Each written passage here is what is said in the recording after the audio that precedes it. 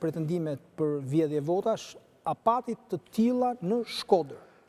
Pretendime, s'mund themi pretendime, fakte, argumenta. Në bëjmë marrëveshje në fjalë, themi argumenta. Po, jo thjesht për vjedhje vote, sepse kjo fjala në gjuhën shqipe është me ndikim pejorativ jo absolut, është shumë relative.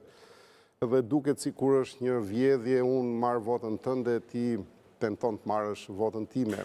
Dhe procesi i rrëmbimit votës, i devijimit votës, është procesi i devijimit vullnetit dhe nuk mund barazohet me këtë akt. Megjithëse ky është fjalori dhe ndoshta ne duhet ta përcjellim plotësisht edhe kuptimin që mbart ky përcaktim.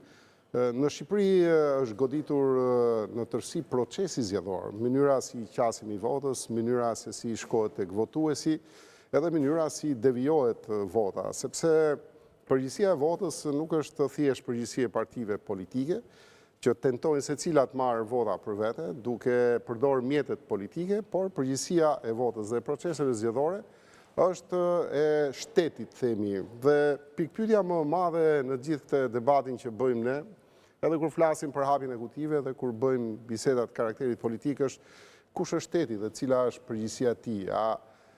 Ka marrë përgjegjësi ky shtet që ka institucionet, ka organizmat e tij që lidhen me ekzekutivin, me drejtësinë, me policinë apo dhe me Komisionin Qendror Zgjedhjeve. Dhe nëse ne e zhvendosim këtë retorikë, ne do dalim konkluzionin që shteti këtu është partijak, është shtet i kontrolluar dhe këto janë organizma që kanë vepruar në funksion të rrëmbimit të votës për partinë që sundon sot shoqërinë shqiptare dhe tërësinë e organizimit të shtetit shqiptar.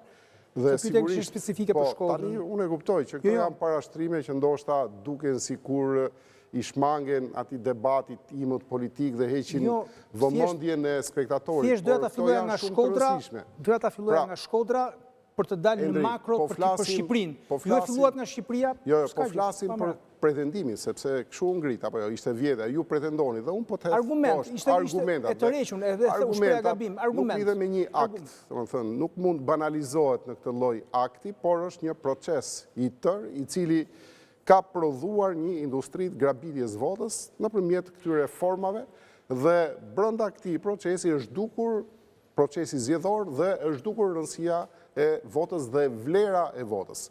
Dhe nëse ne pranojmë këtë dhe pranojmë parimisht, jo se e them unë, por në bazë fakteve dhe argumentave dalim tek Shkodra.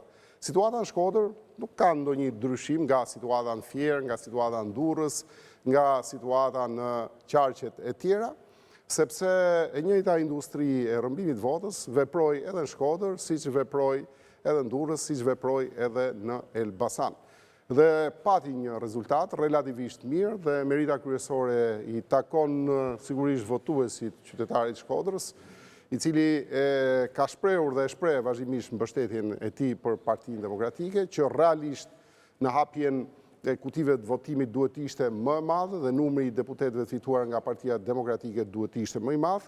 Merita tjetër sigurisht i takon strukturës Partisë Demokratike, pas kandidatëve. Dhe normal, ka dhe rolin e tij drejtuesi politik minimal, sepse është një organizator politik në nivelin e ndeshjes elektorale. Dhe këto janë elemente që bashkohen bashkë për cilë një rezultat. Nuk mund themi që në Shkodër nuk vepruan bandat e organizuara, nuk mund themi që në Shkodër nuk u ble vota, nuk mund themi që nuk pati trysti, nuk pati agresion ndaj votës, dhe nuk pati skem grabitjes votës e realizuar dhe aplikuar edhe ditë dhe përgjatë muajve që pararendën dhe hapjen e fushatës elektorale, sikurse nuk munguan veprimet antiligjore dhe antikushtetuese të kryeministrit, cilat i kemi denoncuar në SPAK dhe veprimet e tjera i kemi denoncuar në SPAK dhe nuk kemi marrë asnjë lloj feedbacku, asnjë lloj reagimi dhe asnjë lloj veprimi, madje në raste të caktuara ka pasur momente kur kallëzuesi është intimiduar dhe nuk është lejuar që